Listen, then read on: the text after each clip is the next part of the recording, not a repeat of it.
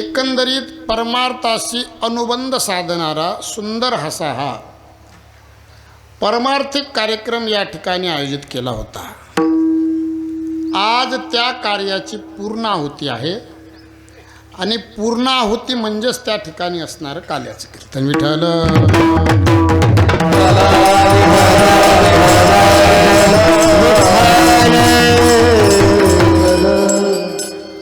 पूर्णाहुती या शब्दाचा अर्थच एका दृष्टीने काला होतो।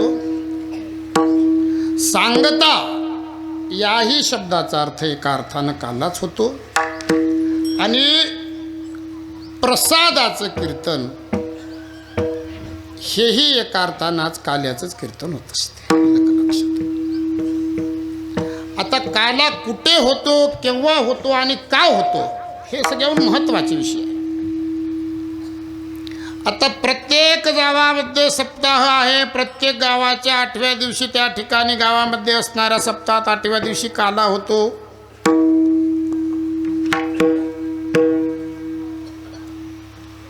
परंतु काला कुठं होतो?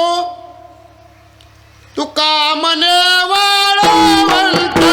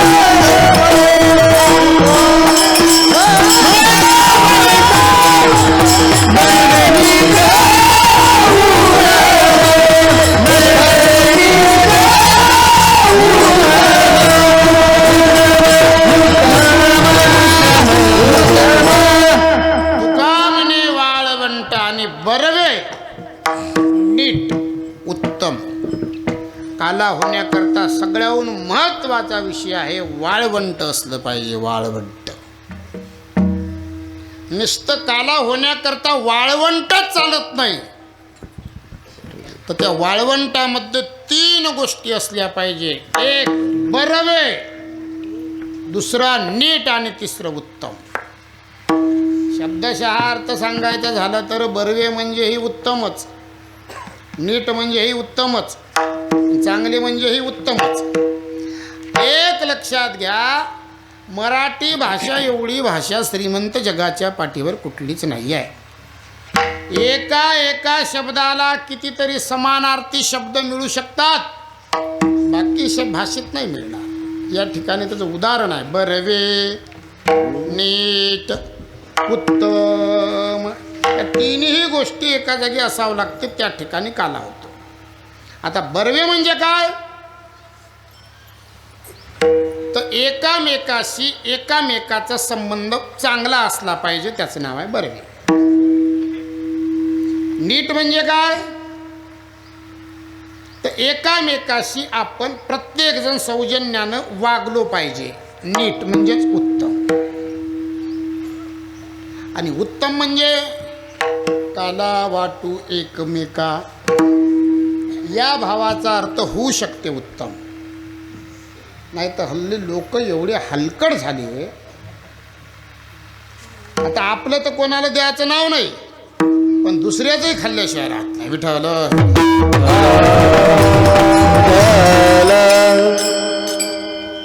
जिथं समरसता व्यापक भावना आहे, व्यापक भावना ज्या ठिकाणी आहे ती आहे वाळवंट। आणि त्याच वाळवंटामध्ये भगवान परमात्मा काला करतो। बस काला करतो नाही, काल्याचा प्रसाद देतो।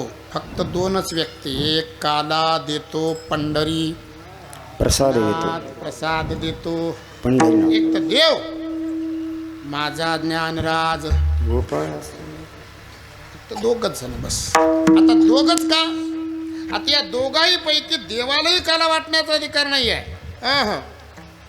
देवालाही काला वाटण्याचा अधिकार नाही, देवालाही काला वाटू नाही का? भक्त आराके दुर्जनाशी. आता जे आपल्या भक्ताला आपल्या जवळ करतो, दुर्जनांना मारतो, मग अशा व्यक्तीला काला वाटण्याचा अधिकार असू शकतो का? ज्याच्या अंगामध्ये दया, क्षमा, शांती या तिन्ही गोष्टी एक वाटतात ते संत, आणि तेच फक्त काला वाटू शकतात, दुसरं कोणीच. आपणासारखे देव तर स्वतः सारखं करायचा विचार जाऊ द्या, पण समजूनही सांगायला खाली फक्त बोटावर मोजल्या 1, 2, 90, 95, 97, 99, 100 असं बोट केलं. कोणाला उडवलं? 101 अपराध सहन करण्याची शक्ती देवाच्या हातात नाही आहे, अंगात नाही आहे. याचा अर्थ अंगात सहनशीलता नाही आहे. मग काल्याचा प्रसाद वाटायचा अधिकार आहे का? नाथ बाबाच्या अंगावर किती वेळ थुकला ते मुसलमान, पण तरीही यवनांगावरी थुंकला, प्रसाद देऊन मुक्त केला. उलट त्यालाच धन्यवाद करताय की आज पवित्र दिनी तुझ्यामुळं एकादशीची आंघोळ घडली पुन्हा पुन्हा. त्याच्यामुळं एखादी वेळ देवाच्या हातानं प्रसाद मिळाला, त्या प्रसादानं मुक्ती मिळेलच असं नाही आहे, परंतु संताच्या हातानं जर प्रसाद मिळाला तर मुक्ती मिळण्याचा विषयच नाही आहे. विठ्ठल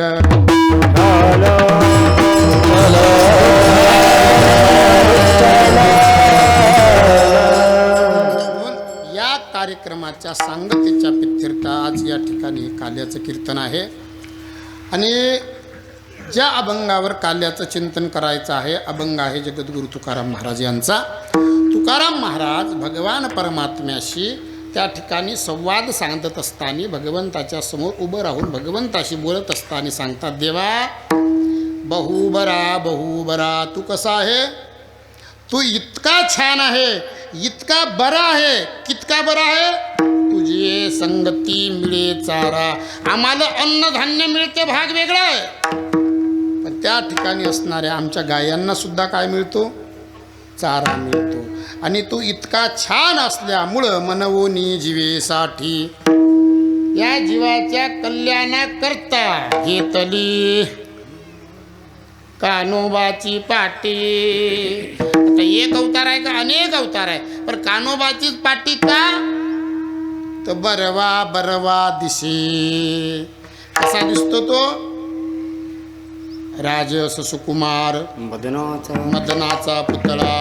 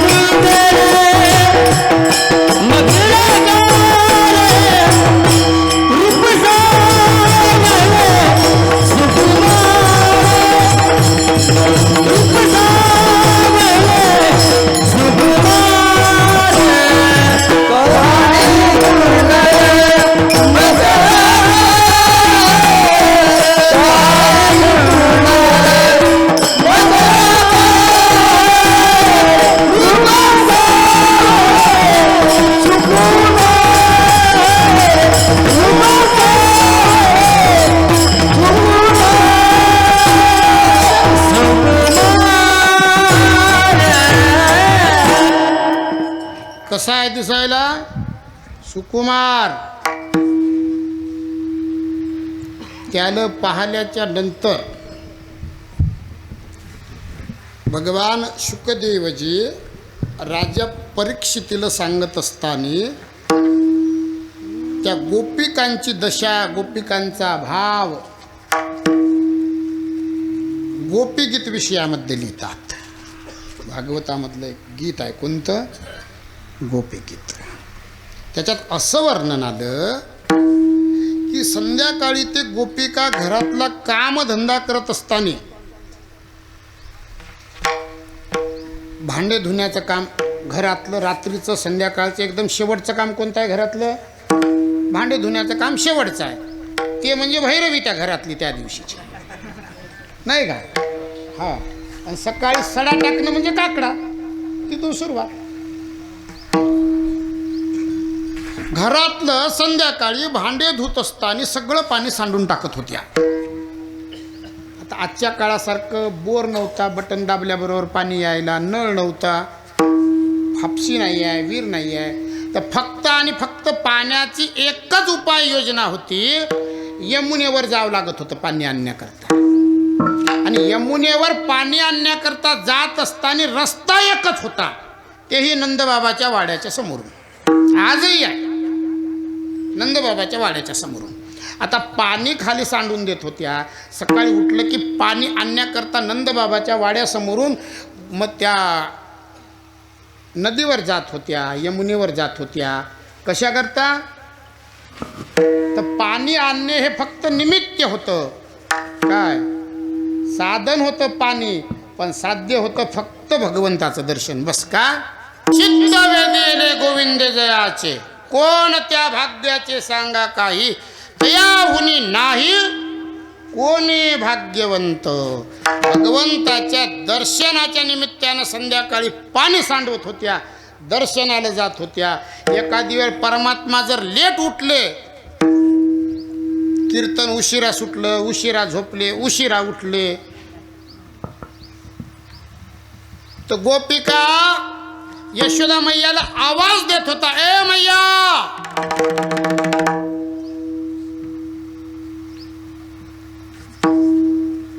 यशोदेनं घराच्या बाहेर यायचं आणि या गवळणीने कुठला तरी विनोद करायचा, हसायचं, जेणेकरून कन्हैयाच्या, देवाच्या, कृष्णाच्या कानावर आवाज गेला पाहिजे आणि त्या ठिकाणाहून भगवान कृष्ण परमात्मा बाहेर आला पाहिजे आणि त्याचं दर्शन झालं पाहिजे. बस विषय संपला.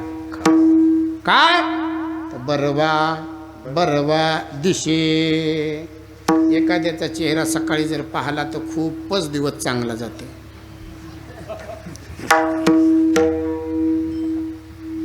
खरंच सांगतो, आम्ही तर कोणाचे चेहरे पाहतो की एकही दिवस चांगला नाही.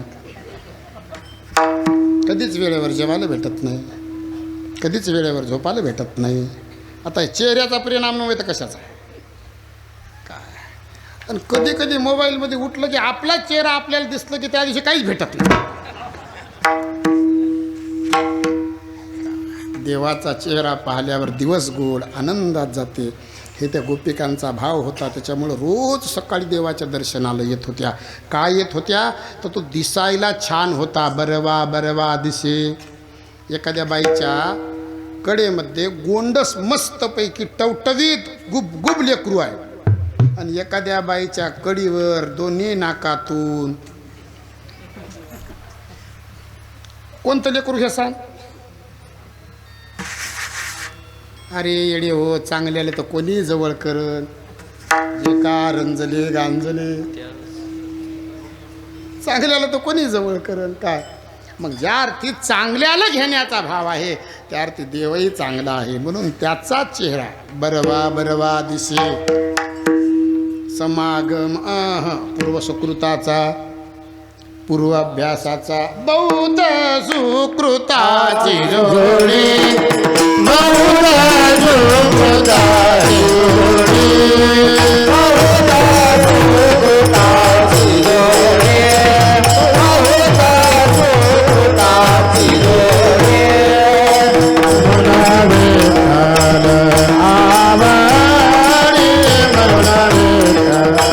आवडे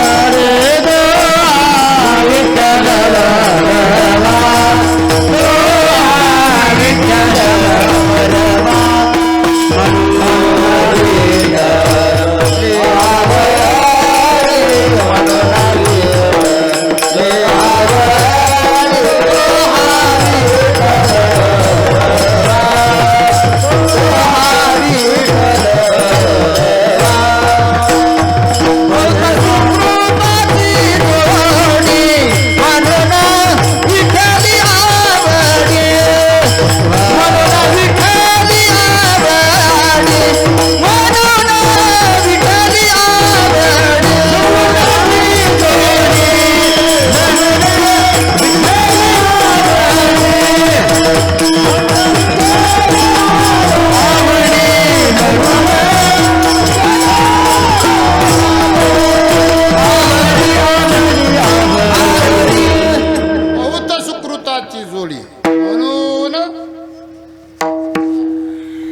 सुकृताचा जन्मोजन्मी आम्ही बहुपुण्य केले.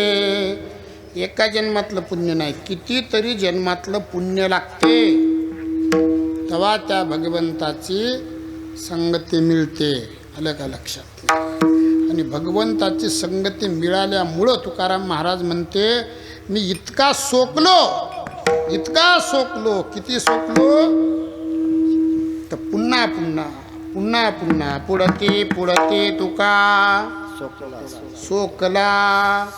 आणि नुसतं स्वतःच नाही तर लोकालाही सांगत आहे, बाबा सोकवितो लोका. का तर मनवोनी जीवेसाठी जीवाला त्याच्याशिवाय कोणीच नाही आहे, असा या अभंगाचा अर्थ असू शकते, असं नाही. विठ्ठल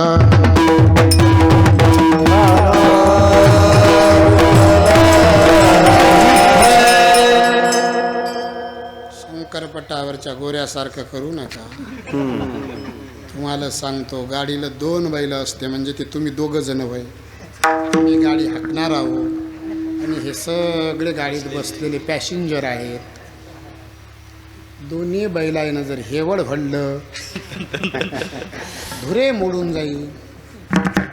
तर पुढं काय होईल ते नाही सांगता येणार, पण धुरे मोडल्याशिवाय राहणार नाही. थोडं कमी वाजवलं तरी चालते, आपल्याला काही प्रॉब्लेम नाही आहे. आता एवढ्या चांगल्या चांगल्या लोकांसमोर आपल्याला गाणं तर आलं पाहिजे का?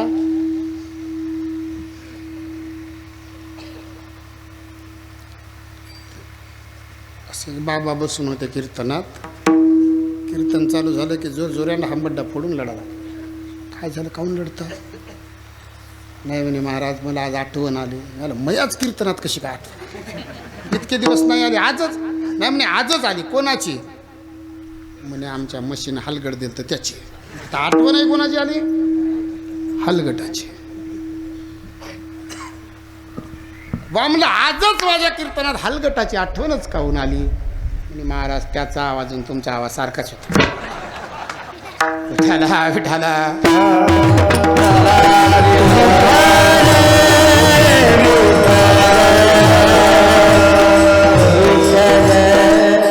हे पहा, पहिल्या दिवशी कीर्तनकारानं नामपराभंग घेतले पाहिजे, भगवंताच्या गुणाचा गुणानुवाद केला पाहिजे, हे दंडक आहे.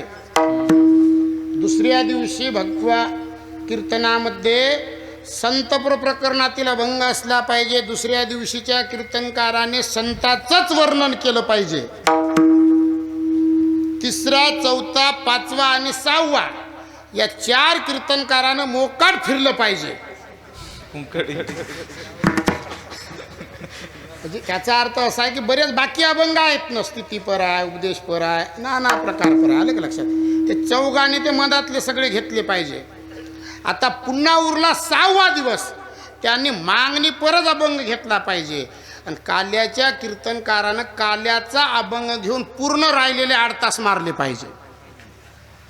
8 तास कळते का? कळते ना?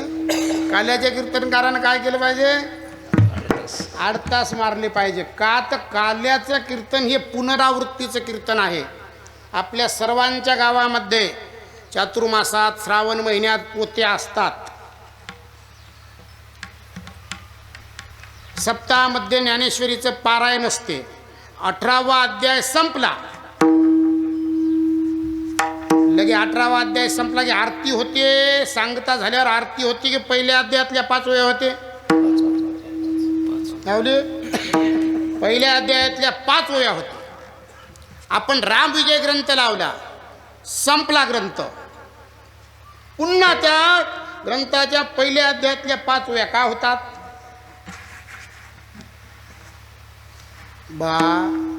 यावेळी ज्या पद्धतीनं सुंदर अशा नियमानं ग्रंथ पार पडला, त्याच नियमानं पुन्हाही पार पडला पाहिजे. याच्याकरता पुन्हाचं इन्व्हिटेशन, आमंत्रण. काल्याचं कीर्तन म्हणजे पुन्हाचं आमंत्रण. विठ्ठल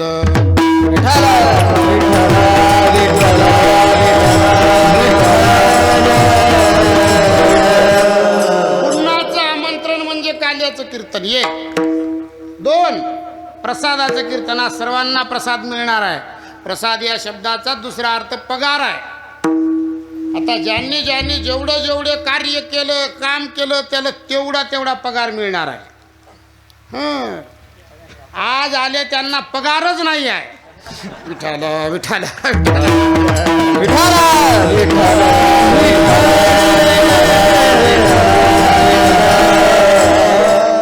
मंदात ज्यानं गॅप मारला त्यालाही पगार नाही आहे. आलं का ध्यानात नाही तुमच्या? नाही ते पहिलेच पाकिट खिशात घेऊन बसला. नाही का?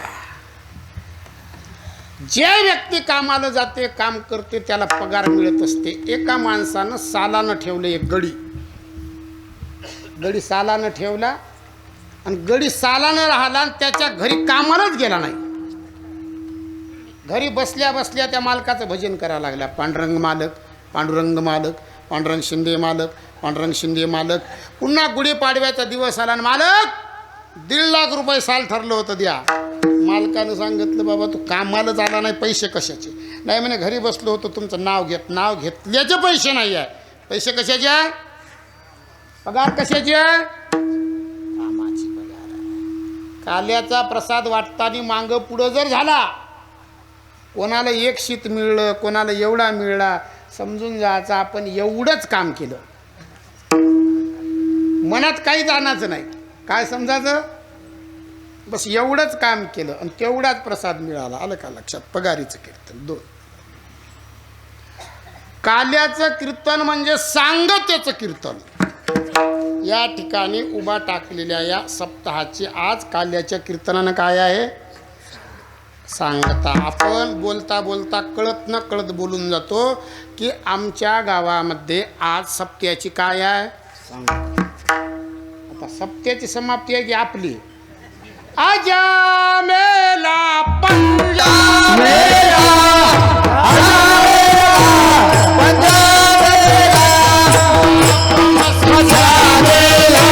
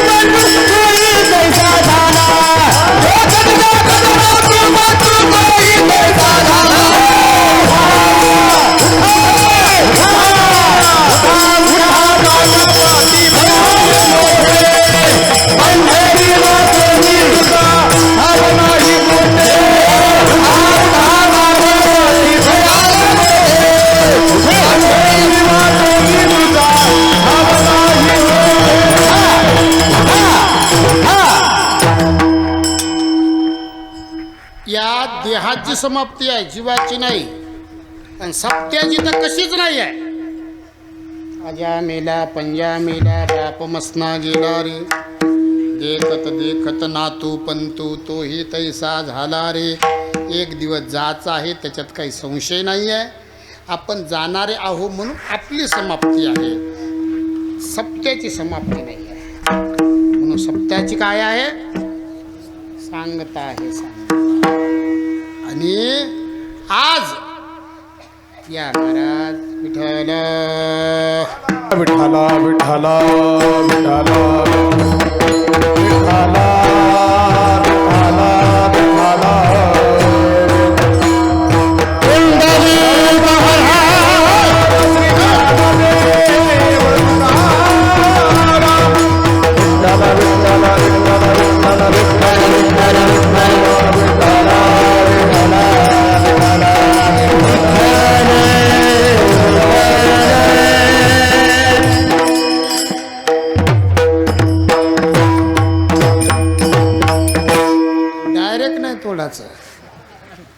तोडाच एकदा जर तोडलं तर जीवच जाते. थोडं तोडत गेलं म्हणजे त्याला इजाही होते. आलं का लक्षात? तुमच्या दोघायला पोलीसमध्ये भरती करावं लागते म्हणजे येते मग कळते. काला, हे काला जो शब्द आहे व्याकरणाच्या दृष्टीनं काला हा शब्द मिश्र आहे आणि मिश्र असल्यामुळं या काल्याचा भाव या ठिकाणी प्रसादात आहे. त्या काल्याच्या प्रसादामध्ये मुरमुरे आहे, पोहे आहे, दही आहे, लोणी आहे, साखर आहे, मिरची आहे, आणखीन काय? एवढंच आहे ना. आता हे सगळं रूपक आहे, हे रूपक आहे. आता मुरमुरे कशा करता आहे तर मुरमुऱ्यासारखे काही लोक समाजात आहे. दोन बोटात घ्यायचं आणि दाबाचं ते लगेच दबते. काही लोक एखाद्याने आवाज जोऱ्याने केला की ते दबूनच जाते. जे मालक मुरमुरे वय हे सगळे वाऱ्यात उडून जाणार. त्याच्यानंतर 2 पोहे, हे खूपच स्टेटर आहे महाराज. कोण? पोहे. पोटात गेले तर काय होते? किती जणाला पोहे आवडते? त्याच पोह्याला तुम्ही 2 बोटामध्ये असं पकडा आणि सरळ दाबा. बोट हेकडं वाकडं होऊ द्यायचं नाही. असं सरळ दाबलं की तुमच्या कातड्याला छिद्र पाडून तो आतमध्ये प्रवेश करण्याची त्याची क्षमता आहे, पण वाकाची क्षमता नाही आहे. काही समाजामध्ये पोयासारखे टेटर लोक आहेत, काला आहे तरी पता नाही त्याला. पोयासारखे 2. आता त्याच्यात काही त्या चटणीसारखे लोक आहेत, तिखट. पुन्हा त्याच्यात काही लोक आहेत दयासारखे आंबट. ते तिथं दिसलं की हे इथूनच कलटते, आंबट. त्याच्यात काही लोक आहे साखरीसारखे गोड बोलून तेल काढणारे. हो, काय गोड बोलतेत महाराज, बापरे. पैसे मागत नाही कीर्तनाला गेल्यावर, कधी ठरवून जात नाही, काही नाही. तारीख घेताना असे गोड बोलते. तुम्ही या तसं सकाळीच फोन आलता ते शेषराव महाराज म्हणाय पांगरखेड्याचे, तुमच्या तिकडं वाशिमकडं, तुला माहीत असेल ते.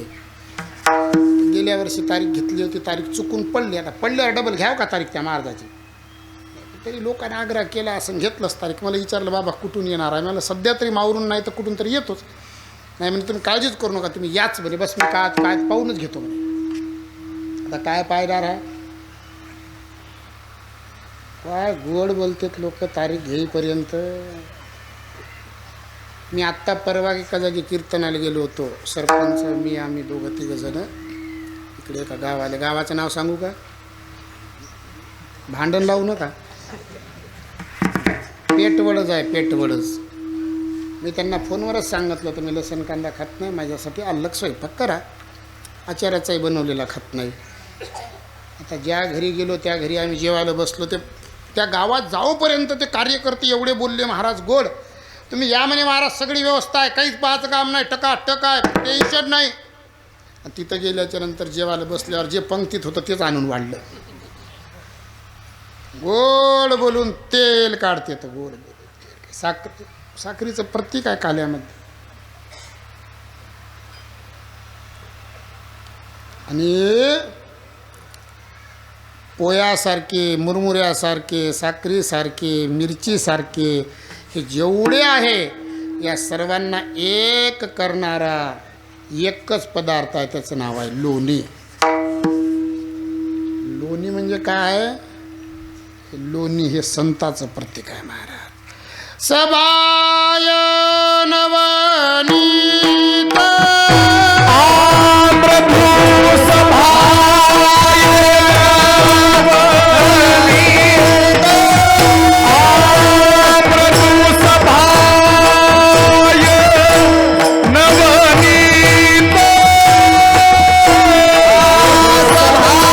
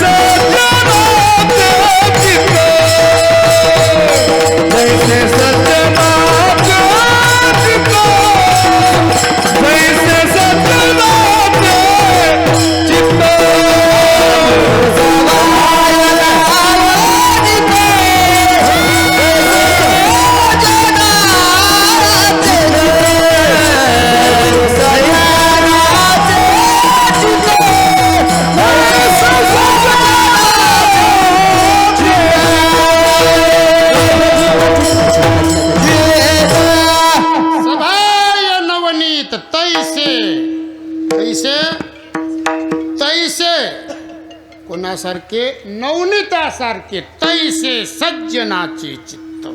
जोर दिला शब्दावर. नवनीत म्हणजे संत, आणि नवनीत म्हणजे संत आहेत. म्हणून देवानं कशाची चोरी केली नाही. सभाय नवनीत. देवानं कशाची चोरी केली? तर नवनीताची चोरी केली. आणि नवनीत म्हणजे संत, जे व्यापक दृष्टीने विचार करणारे आहेत. बस देवानं त्यांच्यात चित्तरूपी नवनीताची लोण्याची चोरी केली. कोणाच्याही घरी गेले नाही. मथुरेत कंसाच्या कारागृहामध्ये भगवान कृष्ण परमात्म्याचा 8व्या नंबरवर अवतार झाला. 8व्या नंबरवर का अवतार झाला? तर तुम्ही आठवा मधुसूदना आठवण्याकरता 8वा अवतार आहे. अष्टमी तिथी आहे का? तर अष्टधा प्रकृतीचा देह आहे म्हणून अष्टमी तिथी आहे. श्रावण महिना आहे का? तर जिकडे तिकडे आनंदी आनंद आहे. श्रावण महिन्यामध्ये पाणी आहे, हिरवगार वातावरण आहे. बुधवार दिवस का? तर भगवान कृष्ण परमात्मा ज्या वंशामध्ये जन्मले ते चंद्रवंश आहे. चंद्रवंशाचा मुलगा, चंद्राचा मुलगा, त्याचं नाव आहे बुध, म्हणून बुधवारी. आता अर्ध्या रात्रीच का? 12 वाजता. बऱ्याच जणांचे 12 वाजवायचे होते म्हणून रात्री 12 वाजता. आणि सगळं कार्य रामाच्या विरोधात. हे बाबा शांत आहे, हे बाबा दिसायला शांत आहे. बस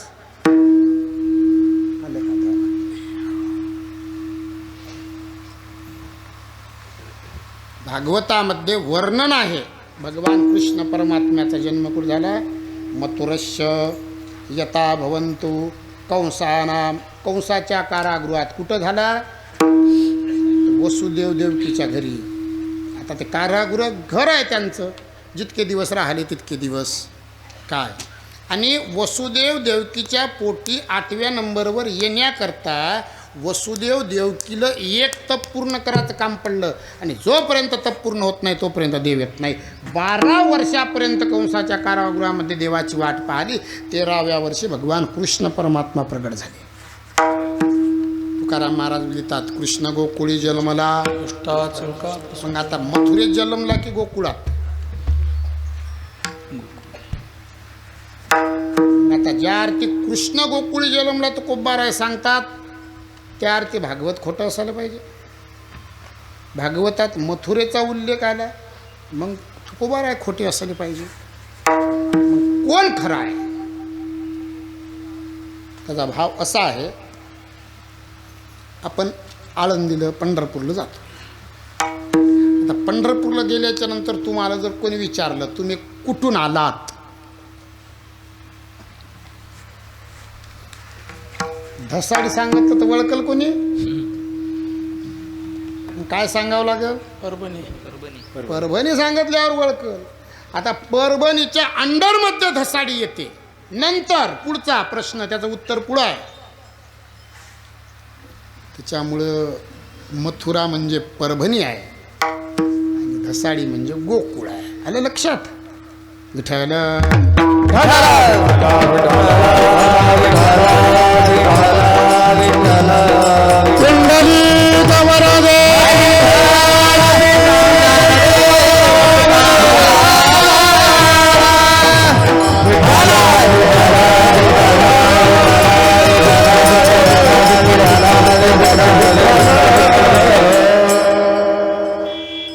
गोकुळातून मथुरेतून कृष्णाला डोक्यावर घेऊन निघाले नंद यश देवकी. सुंदर अशी ते काय आहे तिथं त्या कारागृहात? काय एक छोटीशी दुरडी आहे, चपात्या भाकरी केलेली ठेवण्याची. असं आलं की लक्षात? काहीतरी टाका लागत होतं.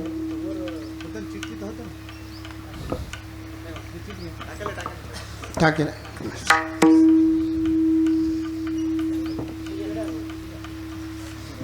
कलशाच्या निमित्तानं या गावामध्ये आज आपल्या मठावर किती साधू संत आले पहा बरं.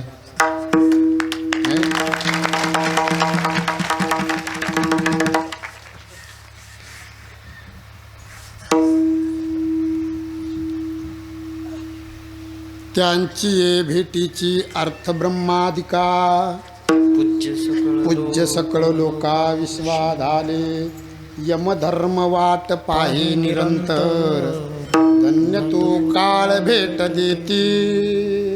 आलं का लक्षात तुमच्या?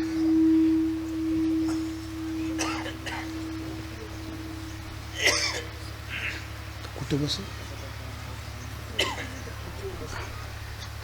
ठीक काय खुर्ची आहे? नाही नाही तुम्ही बसा. दुसरी ए परत ए दुसरी खुर्ची आण रे.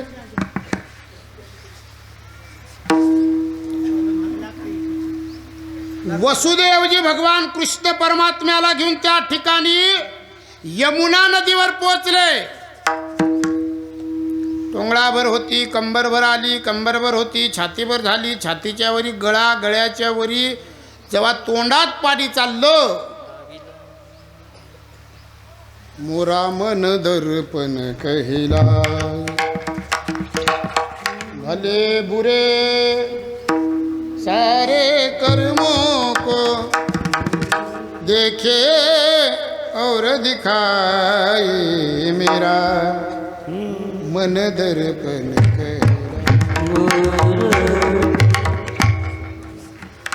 दर्शनाची आशा आहे. ए येडीओ असा रस्ता दे इथून.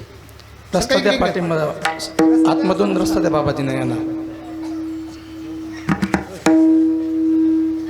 थोडा थोडा रस्ता द्या नंतर बसा.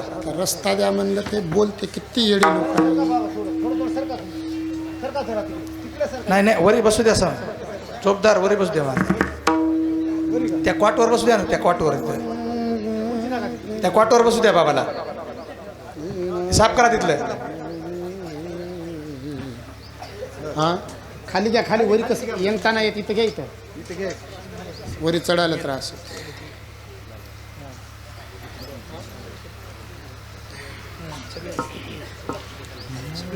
गोविंदा आला रे विठो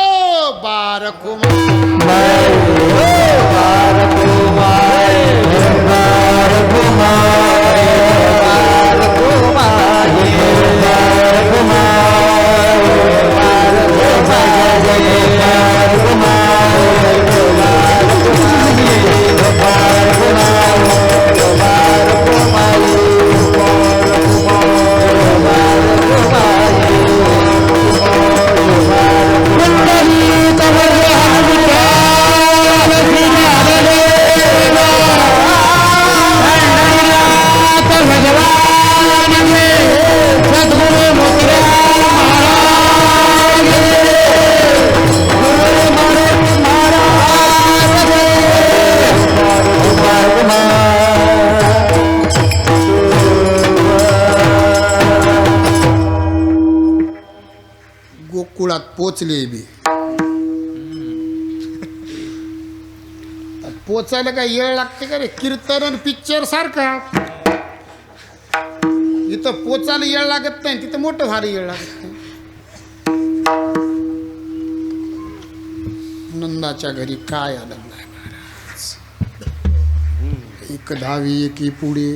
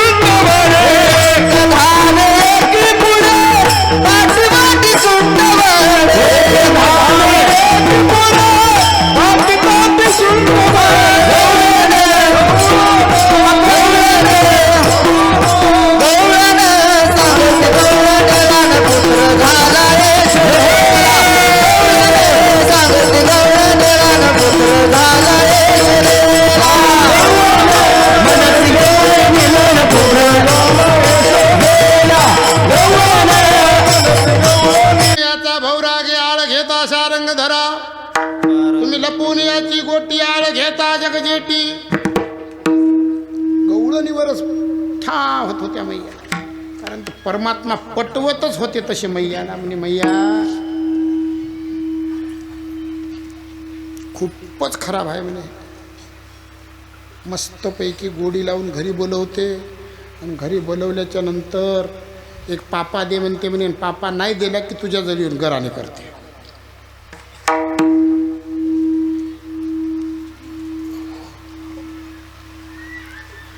यशोदेने सांगितलं बाबा 2 वाजले म्हणजे बाळा, आता गाई चारण्याशिवाय पर्याय नाही आहे. कारण अरे भूक लागली ना आता.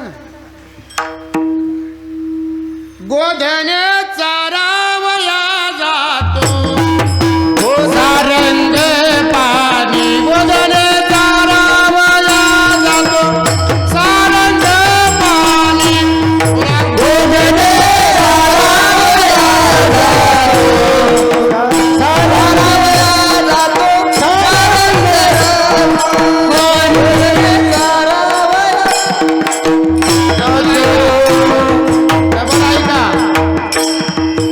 गोधन चारावया जातो सारंग पाणी, गोधन चारावया जातो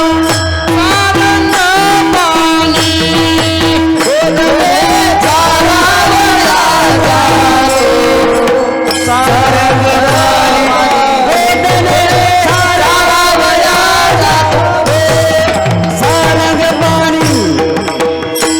आरती भेटली राधिका गवळणी, कृष्ण विद्या सडोनी,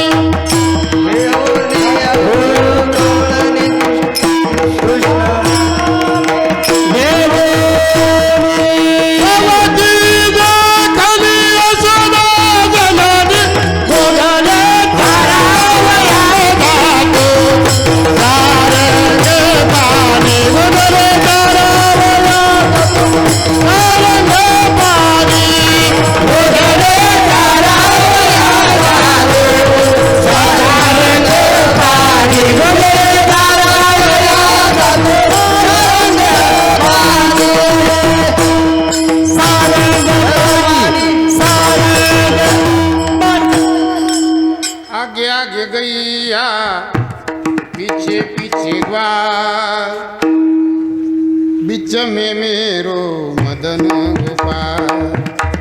गाई चारण्याकरता आता ती तर खूपच खेळली. हा मामा पावा लगोऱ्या कुरघोडी वय नवय, फक्त क्रिकेट सोडून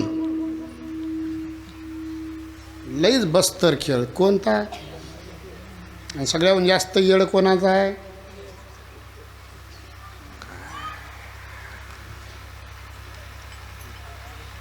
खेळ खेळता खेळता पोराने सांगितलं, खांदी भार पोटी भूक, काय खेळायाचे सुख. देवानं सांगितलं आपल्या आपल्या गाया पलटून आल्या. सगळ्या गाया पलटून आल्या महाराज, पण एक गाय नाही आली. जे गाय नाही आली तिचं नाव आहे मनेरी. काय नाव आहे? आणि ते मनेरी गाय पलटवण्याकरता जेव्हा देवानं बासरी वाजवली तेव्हाच देवाचं रूप तुकोबारायाने पाहिलं आणि अभंगाच्या 3ऱ्या चरणात वर्णन केलं. बरे बाबा रे बा, बरे बाबा रे बा, बरे बाबा बगीचे, बरे बाबा बगीचे, बरे बाबा बगीचे, बरे बाबा बगीचे, बरे बाबा बगीचे, बरे बाबा बगीचे, बरे बाबा बगीचे.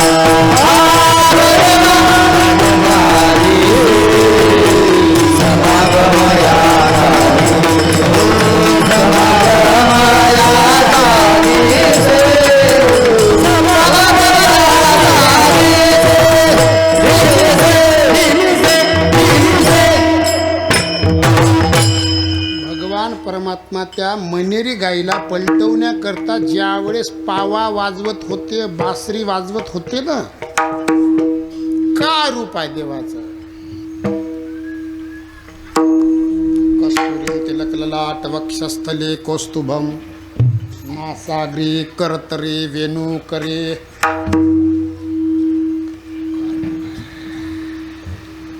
आणि ते रूप पाहिल्याच्या नंतर महाराज म्हणाले बरवा दिसे. पण एवढं कुठं भाग्य आहे हो त्या गाईसारखं गोपाळासारखं. समागमयाचा नमिसे मनवोनी जीवेसाठी घेतली कानोबाची पाठी. पुढती तुका सोकला. ते आनंद घेत असताना महाराज खरंच सांगतो, एक लक्षात घ्या, त्यावेळेस भगवान परमात्मा सोबत आपण सगळेजण होतो म्हणून आज इथं आहोत. आणि त्यावेळेस जे तिथं नव्हते ते इथं नाही आहे. सांगितलं देवा ते गाय काही येत नाही. देवाने बासरी वाजवली. मृदू मधुर मधुर वाजवितो वेणू वृंदावनी वेणू. कवनाचा माय वाजे. बासरी वाजवल्याबरोबर चमत्कार घडला. कोणता? चारा विसरल्या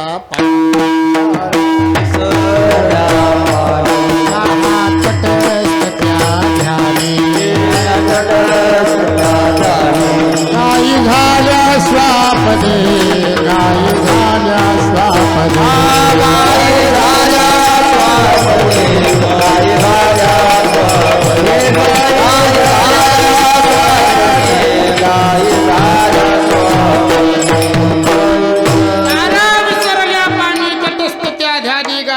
स्वापदे. देवाची बासरी ऐकल्याबरोबर चाराही विसरल्या, पाणीही विसरल्या, सगळ्या गायीवर शेपूट करून धावत आल्या.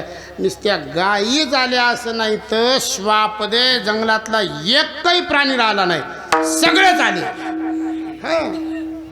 काले काला म्हणल्याच्या नंतर तिथं सगळ्यांना अधिकार आहे. खटनट यारे शुद्ध हो निजारे यारे यारे लहान थोर सगळे सगळे लक्षात. वाघ गाईच्या शेजारी बसून आहे, लांडग बकरीच्या शेजारी बसून आहे. हे दोघं पाहिले का जवळजवळ गोष्टी करतात, पण सगळे जण आली एकाच जागी. द्वैत भाव विसरूनी बळी. अंतःकरणातला भाव निघून गेला आणि अंतःकरणातला भाव निघून गेल्याच्या नंतर शुद्धात्मक भावाला ज्यावेळेस जीव प्राप्त होते त्यावेळेस त्या भगवंताची भेट होते. नवे नवे देव हो म्हणते ते देवच होते. त्याचंच नाव आहे काला. बस त्याचंच नाव काला आहे.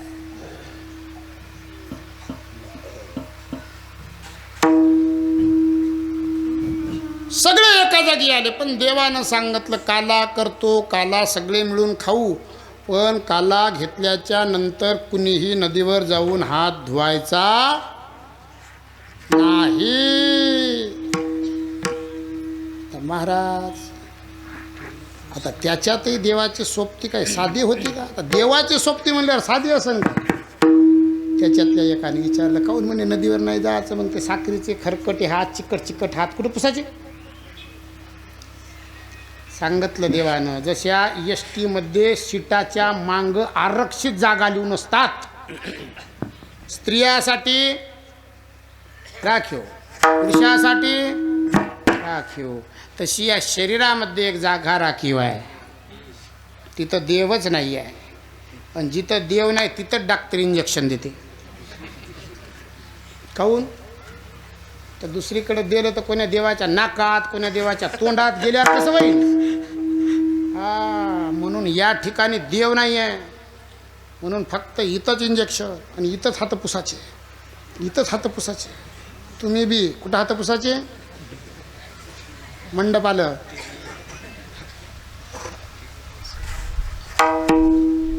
देवानं काला केला सर्वांना सोबत घेऊन. सबके लिए खुला है मंदिर ये हमारा, मतभेद को भुला